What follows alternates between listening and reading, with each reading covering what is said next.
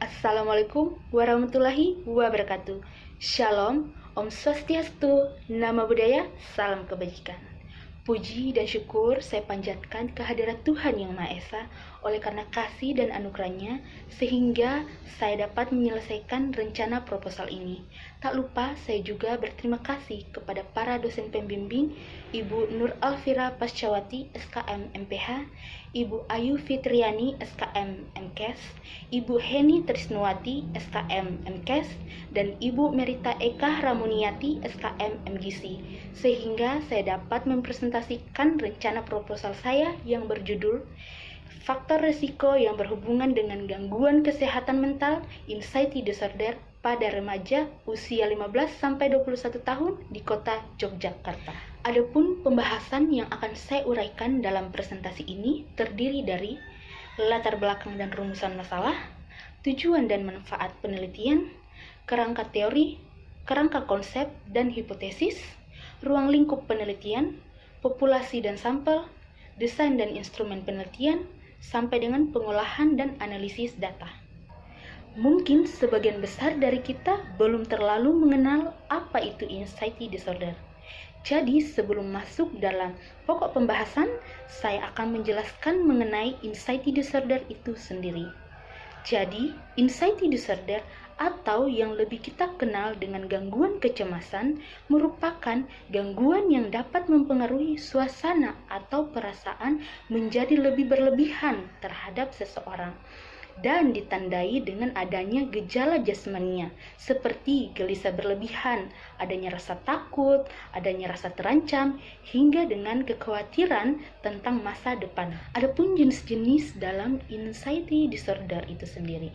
Yang pertama, generalized anxiety disorder atau GAD, yang kedua gangguan kepanikan, yang ketiga fobia, yang keempat gangguan kecemasan sosial, dan yang kelima gangguan karena adanya perpisahan. Selanjutnya, faktor risiko yang dapat menimbulkan gangguan kecemasan pada seseorang terdiri dari faktor risiko genetik, lingkungan, psikologi, dan pengembangan. Baik, sekarang kita masuk dalam latar belakang penelitian. Secara global, dari total populasi manusia di seluruh dunia, ada sekitar 284 juta orang di seluruh dunia yang mengalami gangguan kecemasan. Prevalensi untuk setiap negara pun bervariasi, dimulai dari 2,5 sampai 7%.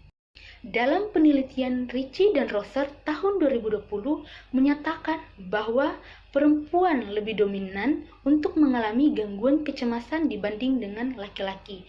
Sebanyak 179 juta atau 63% perempuan yang mengalami gangguan kecemasan dari. Sementara menurut WHO tahun 2017 untuk wilayah Asia Tenggara memiliki prevalensi gangguan kecemasan sebanyak 286 per 100.000 penduduk dan merupakan urutan ke-9 sebagai penyebab tingginya YELD. YELD itu sendiri merupakan tahun hidup seseorang dengan ketidakmampuan. Kasus gangguan kecemasan di Indonesia berdasarkan data DELIS dan YELD dapat kita lihat dalam slide ini. Jadi, DELIS itu sendiri merupakan angka kematian karena ketidakmampuan. Jadi, total DELIS atau angka kematian di tahun 2017 di Indonesia sebanyak 304 per 100.000 penduduk, yang artinya ada 304 kematian dalam 100.000 penduduk di tahun 2017. Adapun total YELD atau seseorang hidup dalam ketidakmampuan sebanyak 752.870 orang atau 3,2%. Adapun total kasus gangguan kecemasan di Indonesia di tahun 2017 lebih dari 8 juta orang mengalami gangguan kecemasan atau 3,3%, dan ini menempatkan Indonesia di urutan ketiga setelah India dan Bangladesh. Data Riskesdas di tahun 2018 menyatakan bahwa prevalensi gangguan mental pada penduduk umur di atas 15 tahun sebesar 9,8% dari total populasi dewasa di Indonesia. Sementara untuk Yogyakarta sendiri menempati urutan kedua untuk prevalensi gangguan jiwa berat atau sebanyak 10 kasus per 1.000 penduduk. Adapun penelitian yang dilakukan oleh Rahmania dan Yuniar di tahun 2017 menyatakan bahwa 1 dari 5 remaja memenuhi kriteria untuk mengalami gangguan kesehatan mental. Sementara itu, Faisal dan Amna di tahun 2017 menyatakan bahwa bullying dapat menyebabkan gangguan kesehatan mental. Utina di tahun 2017 menyatakan konsumsi alkohol dapat menyebabkan gangguan kesehatan mental pada remaja. Dari latar belakang yang telah saya uraikan di atas, didapatkan rumusan masalah sebagai berikut, yakni apakah faktor risiko seperti konsumsi alkohol, dampak bullying, penggunaan gadget berhubungan dengan gangguan kecemasan pada remaja, serta faktor apakah yang paling dominan dalam menimbulkan gangguan kecemasan pada remaja. Adapun tujuan dalam penelitian ini yaitu untuk mengetahui hubungan antara konsumsi alkohol, dampak bullying, pengaruh gadget dengan gangguan kecemasan pada remaja, serta untuk mengetahui faktor risiko yang paling dominan terhadap gangguan kecemasan mental pada remaja. Selanjutnya, manfaat penelitian. Secara teoritis, penelitian ini bermanfaat untuk membantu perkembangan ilmu pengetahuan terutama dalam bidang kesehatan. Selanjutnya, untuk manfaat secara praktis, kiranya dapat memberikan informasi kepada Dinas Kesehatan Yogyakarta, kepada institusi terutama untuk Universitas Respati Yogyakarta, kepada masyarakat, kepada puskesmas, dan terutama juga untuk peneliti itu sendiri. Baik, selanjutnya kerangka teori. Kerangka teori dalam penelitian ini dapat kita lihat dalam slide berikut ini. Jadi, gangguan kesehatan mental itu sendiri dipengaruhi oleh banyak faktor, seperti faktor remaja itu sendiri, faktor peer group atau teman sebaya, dan faktor pekerjaan orang tua. Dalam hal ini, faktor remaja dapat berperan langsung maupun tidak langsung untuk menyebabkan gangguan kesehatan pada remaja.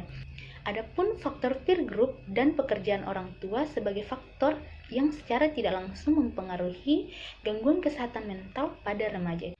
Selanjutnya, hipotesis. Hipotesis yang didapatkan dalam rencana penelitian ini ialah ada hubungan antara konsumsi alkohol, dampak bullying, dan penggunaan gadget dengan kejadian anxiety disorder pada remaja usia 15-21 tahun di kota Yogyakarta. Sekarang kita masuk dalam ruang lingkup penelitian yang terdiri atas 3 bagian. Yang pertama, ruang lingkup keilmuan dalam penelitian ini mencakup bidang ilmu kesehatan masyarakat, khususnya epidemiologi, penyakit tidak menular, dan bidang psikologi kesehatan. Yang kedua, penelitian ini berlokasi di kota Yogyakarta. Yang ketiga, jenis penelitian ini adalah jenis penelitian kuantitatif analitik, kategorik, dan tidak berpasangan. Jenis penelitian ini digunakan karena peneliti ingin melihat hubungan antara variabel dalam penelitian. Selanjutnya, mengapa kategorik? Karena variabel hasil pengukurannya telah dikelompokkan menjadi klasifikasi tertentu. Contohnya, dalam variabel bebas penelitian ini, yaitu konsumsi alkohol. Konsumsi alkohol ini akan dikategorisasi lagi menjadi yang mengkonsumsi alkohol dan yang tidak mengkonsumsi alkohol. Kemudian, mengapa tidak berpasangan? Karena data diambil dari kelompok atau individu yang berbeda. Sekarang kita masuk dalam populasi dan sampel.